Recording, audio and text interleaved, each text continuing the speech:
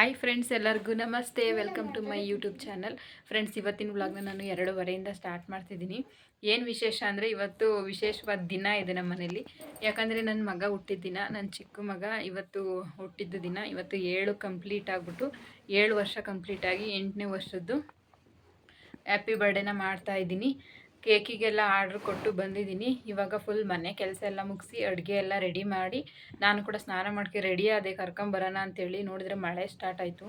ಬೆಳಗ್ಗೆ ದೇವಸ್ಥಾನಕ್ಕೆ ಹೋಗೋಕ್ಕಾಗಿಲ್ಲ. ಇವಾಗ ಹೋಗ್ಬಿಟ್ಟು ದೇವಸ್ಥಾನಕ್ಕೆ ಹೋಗಿ ಹಾಗೆ ಕೇಕ್ ತಗೊಂಡು ಬರೋಣ ಅಂದರೆ ಇವಾಗ ಮಳೆ ಬೇರೆ ಬರ್ತೈತೆ. ಏನು ಮಾಡೋದಂತ ಗೊತ್ತಿಲ್ಲ. ಕೇಕ್ ಹೆಂಗೆ ಇಟ್ಕೊಬರೋದು ಅನ್ನೋದೇ ಸಮಸ್ಯೆ ಸ್ಕೂಟಿಲಿ. ಇವರಿಬ್ಬರನ್ನೂ ಇವಾಗ ಕರ್ಕೊಂಡು ಹೋಗ್ಬೇಕು ನಾನು ದೇವಸ್ಥಾನಕ್ಕೆ. ಅಡುಗೆನೂ ಮಾಡಿದೆ ನಾನು.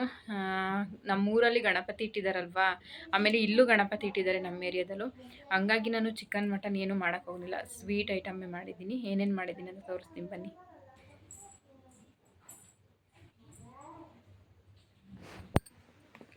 ಫಸ್ಟು ಬೋಂಡ, ಮೆಣಸಿನ್ಕಾಯಿ ಬೋಂಡ ಮಾಡೀನಿ.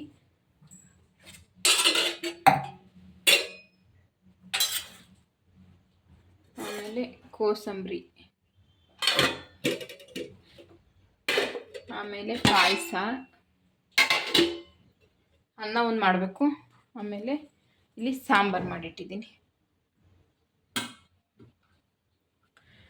ಹೊರಗಡೆ ಮಳೆ ಬರ್ತಾ ಐತೆ. ಪೂಜೆನೂ ಕೂಡ ಮುಗಿಸಿದ್ದೆ.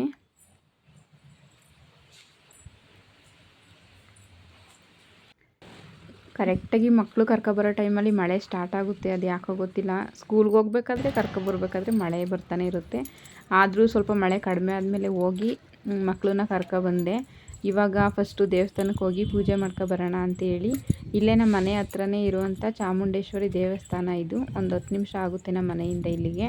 ಹೋದ ವರ್ಷವೂ ಒಂದು 2-3 ಸಲ ಇಲ್ಲಿಗೆ ಬಂದಿದ್ದೀನಿ.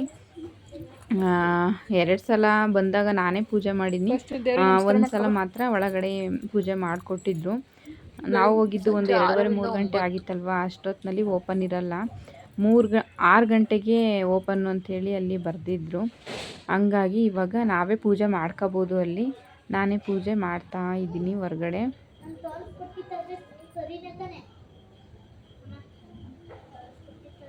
ಲೋಯಿ ಕುಂಕುಮ ಇಕ್ಕತಾ ಇದ್ದಾನೆ.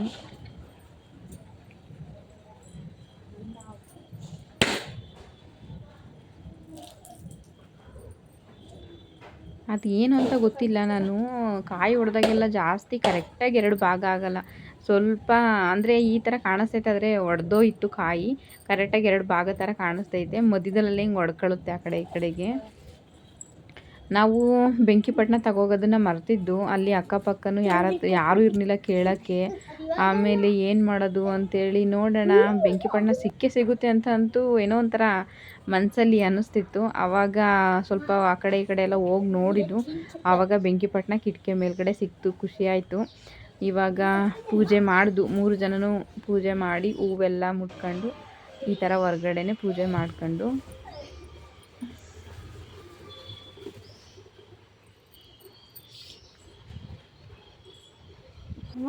ನಾವೇ ಪೂಜೆನೂ ಕೂಡ ಮಾಡ್ಕೊಂಡು ಇವಾಗ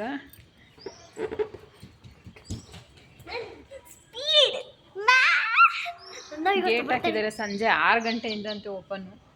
ನಾವು ಬೆಳಗ್ಗೆ 1 ಗಂಟೆಗೆ ಬಂದಿವಿ. ಇವಾಗಲೇ ಬಂದಿವಿ. ನಾವು ಬೆಳಗ್ಗೆ 1 ಗಂಟೆಗೆ ಬಂದಿವಿ. 2:30 ಇವಾಗ 3 ಗಂಟೆ. ನಮ್ಮ ದಿತ್ತಂದು ಡ್ರೆಸ್ ನೋಡಿ. ಅಲ್ಲೋ ಅಣ್ಣನ ತಮ್ಮನ ಬರ್ತಡೆಗೆ ಅಣ್ಣಗೂ ಡ್ರೆಸ್ಸು. ನೀನು ಹಿಂಗೆ ಇಕ್ಕೊಳ್ಳೋದು. ಅದೇನೋ ಹುಳ ಬೆಂಕಿಪಟ್ಟಣ ಇಲ್ಲ ಅಂತ ಹುಡುಕ್ತಿದ್ದು. ಹೆಂಗೋ ಬೆಂಕಿಪಟ್ಟಣನೂ ಸಿಕ್ತು ಅಲ್ವಾ. ಅದಕ್ಕಂತ ದೇವರಿಗೊಂದು ಫೋನ್ ಇಟ್ಟೈತಿ. ಫೋನ್ ಏನು ಫೋನ್ ಇರ್ತೀವಿ? ಫೋನ್ ಇಟ್ಟೈತಿ. ಅದು ಬೇಡ ಅದೆಲ್ಲ ಇಡಂಗಿಲ್ಲ. ಆ ಪೇಪರ್ ಫೋನ್ ಯಾರಿಗೆ ಬೇಕು. ಇವಾಗ ಪೂಜೆ ಮುಗಿಸ್ಕೊಂಡು ಹೊರಟು ಕೇಕ್ ತಗೊಬರ್ಬೇಕಿತ್ತಲ್ವಾ. ಪೂಜೆನೂ ಆಗುತ್ತೆ, ಕೇಕು ತಗೊಂಡಾಗುತ್ತೆ ಅಂತೇಳಿ ಬಂದಿದ್ದೆ.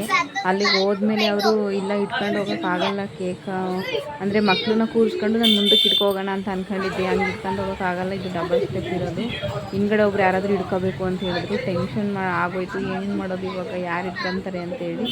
ಆಮೇಲೆ ಆ ಬೇಕ್ರಿಲೇ ಕೆಲಸ ಮಾಡ್ತಿದ್ದ ಒಂದು ಅಣ್ಣ ಬಂದು ಇಟ್ಕೊಟ್ಟು,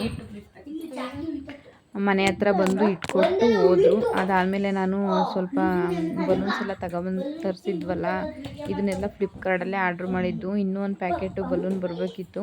ಈ ಥರ ಬಲೂನೆಲ್ಲ ನಾನು ಆರ್ಡ್ರ್ ಮಾಡಿದ್ದು, ಬೇರೆ ಥರ ಇದೆ. ಯಾಕೋ ನಂಗೆ ಇಷ್ಟ ಆಗಲಿಲ್ಲ, ಮೇಲ್ಗಡೆ ಥರ ಚುಕ್ ಚುಕ್ ಇತ್ತಲ್ಲ, ಅಷ್ಟೊಂದು ಇಷ್ಟ ಆಗಲಿಲ್ಲ ಈ ಬಲೂನು.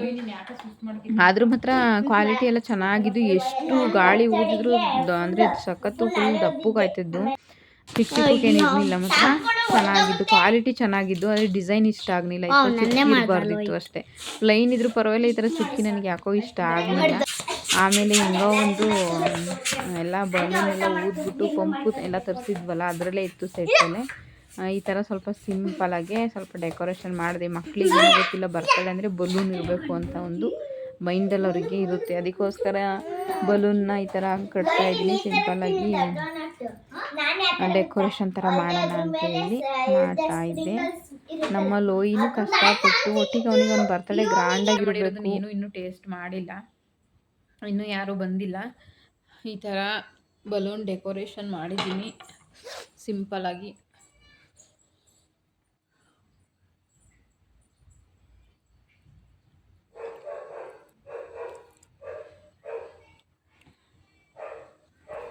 ಈ ಥರ ಡೆಕೋರೇಷನ್ ಮಾಡೀನಿ. ಇನ್ನೂ ಒಂದು ಪ್ಯಾಕೆಟ್ ಬಲೂನ್ ಬರೋದಿತ್ತು. ಇದರಲ್ಲಿ ಫುಲ್ ಎಲ್ಲದನ್ನ ಈ ತರ ಸಜಾಬಹುದು ಟೇಬಲ್.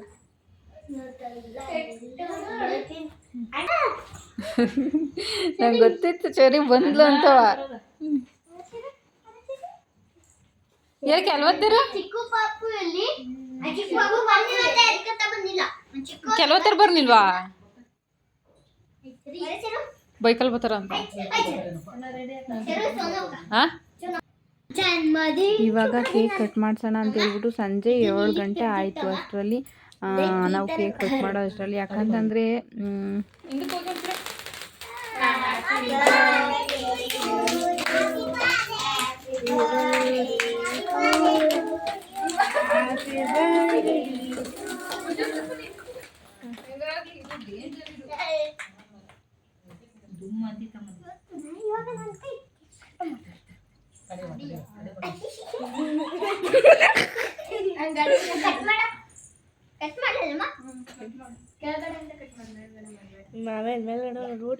ಹೆಂಗ ಕಟ್ ಮಾಡಿ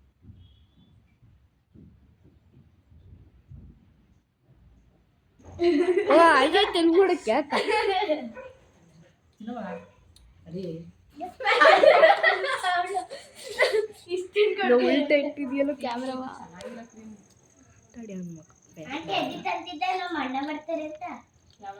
ಜಾಸ್ತಿ ಕೇಕ್ ತಿನ್ನಂಗಿಲ್ಲ.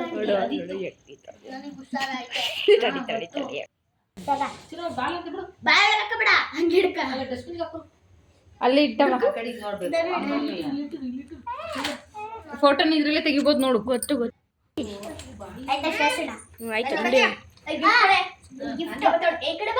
ಐ ಬರೇ ಕುಳಿ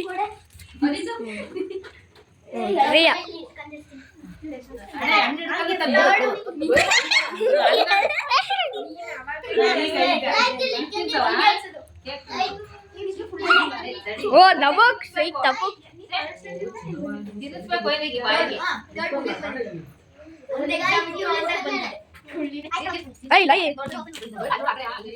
ಯಾರು ಕೊಟ್ಟಿದ್ದಿಲ್ಲ ಬಿಡು ಬಿಡು ಸಾಕು ಮಕ್ಕಳು ಮಚ್ಚಿಚ್ಚ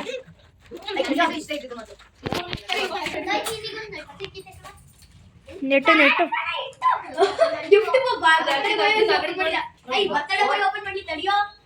ಓಪನ್ ಮಾಡಿ ಬರಲ್ಲ.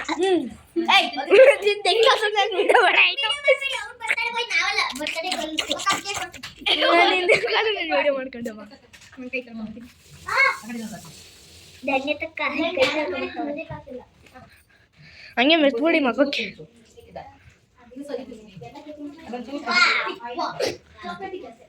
ಚಕ ಚಕ ಚಕ ತುಂಬಾ ಸ್ವಾದಿಷ್ಟ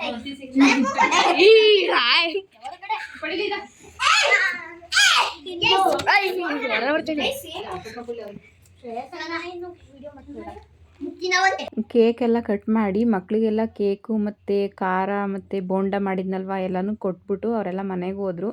ನಾವು ಕೂಡ ಊಟ ಎಲ್ಲ ಮುಗಿಸ್ಕೊಂಡು ಇವಾಗ ನಮ್ಮ ಮನೆ ಹತ್ರ ಗಣಪತಿನೂ ಬಂತು, ಅದನ್ನು ನೋಡೋಕೆ ಹೋಗ್ತಾ ಇದ್ದೀವಿ.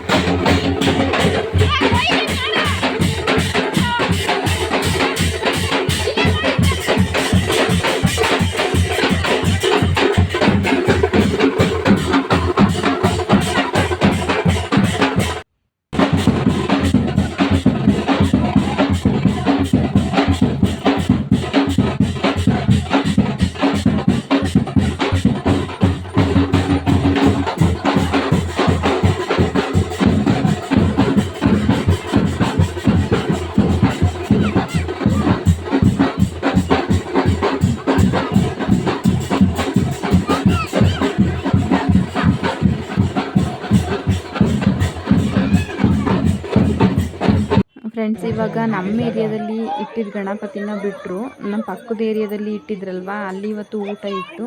ಅದಕ್ಕೋಸ್ಕರ ಊಟ ಮಾಡ್ಕೊಬರೋಣ ಅಂತೇಳಿ ನಮ್ಮ ಪಕ್ಕದ ಮನೆಯವ್ರು ಹೇಳಿದ್ರು.